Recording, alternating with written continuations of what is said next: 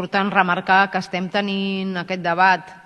gairebé un mes abans perquè hem considerat que era oportú poder-ho fer i no a posteriori un cop passat a la celebració d'aquest dia per l'eliminació de la violència contra les dones. Totes les ciutats que formem part de la Diputació de Barcelona i el teixit organitzat, durant aquest dia reivindiquem bàsicament que es deixi d'assassinar les dones, que és la visió més cruel de la violència masclista, però no només això, demanem que la violència estructural que pateixen les dones per condicions econòmiques, per condicions d'edat, per condicions de l'accés a les noves tecnologies sense una regulació adequada, no quedi en sac buit, sinó que al contrari, totes aquelles polítiques que els ajuntaments estem impulsant a diari amb manca de recursos, aquest és un debat que no pot contemplar la moció en el seu contingut, però és una realitat, necessitem millorar els recursos, no només de primera urgència per atendre les dones que estan en situació de violència, sinó la solució a la problemàtica d'aquestes dones, dels seus fills i les seves filles,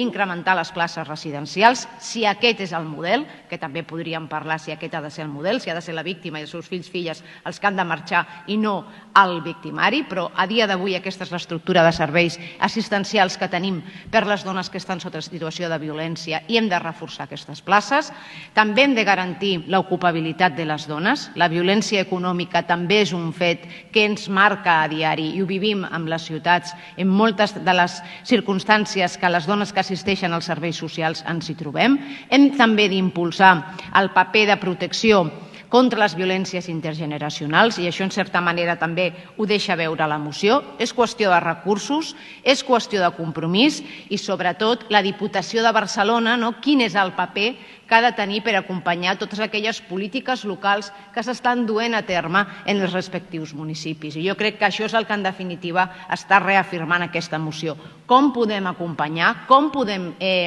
innovar en la creació de programes a les ciutats des de la vessant coeducativa, als centres de primària i especialment als centres de secundària, i tot això evidentment és l'encàrrec que en definitiva té el govern de la Diputació d'estar al costat dels municipis i així la nova àrea de feminisme per fer-ho possible. Important el compromís d'avui de la Diputació, expressar-lo de manera ferma i, evidentment, des del món local, com a primera administració que estem constantment sentint el batec de la ciutadania, aquest és un tema que preocupa. Des del punt de vista de les enquestes de criminalitat, el pes de la violència que pateixen les dones en format d'homicidi és preocupant i està creixent, i també les violències sexuals. Per tant, és dintre de l'estructura de criminalitat del nostre país. Aquest és un tema que preocupa